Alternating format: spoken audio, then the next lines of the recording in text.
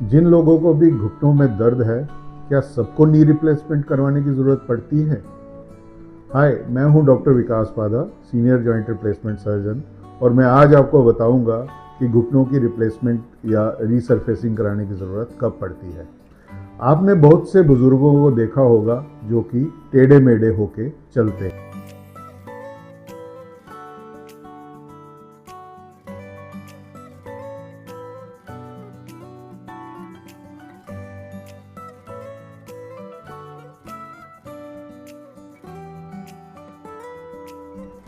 जैसे आपने इस वीडियो में देखा, ये माता जी बहुत टेढ़ी होके चल रही हैं। इनको काफ़ी दर्द है, घुटने टेढ़े हो गए हैं और आसानी से चला नहीं जा रहा। कुछ कदम चलने में भी इनको स्ट्रगल हो रही है। ऐसा क्यों होता है?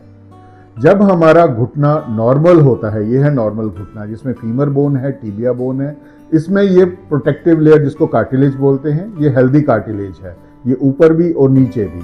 तो इसमें मूवमेंट भी बराबर होती है और कोई दर्द भी नहीं होती। ये है हमारा नॉर्मल नी।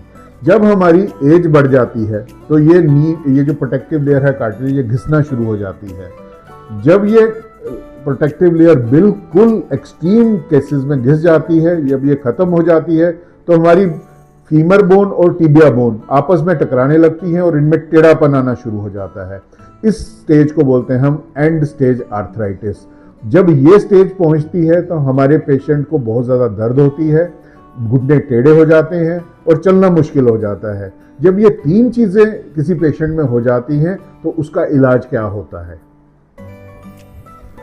जब ये एंड स्टेज आर्थराइटिस या स्टेज 4 ऑस्टियोआर्थराइटिस होती है, जिसमें पूरी परत हमारी कार्टिलेज खत्म हो जाती है, तो हम ऊपर वाली बोन, फीमर बोन और टिबिया बोन, दोनों में इस तरह की कैप फिट करते हैं।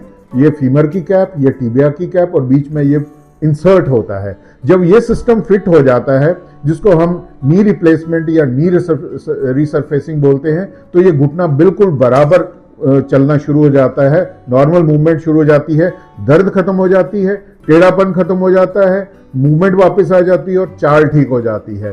तो ये हैं फायदे नी रिप्लेसमेंट सर्जरी के, और ये पेशेंट इस तरह से चलना शुरू हो जाता है।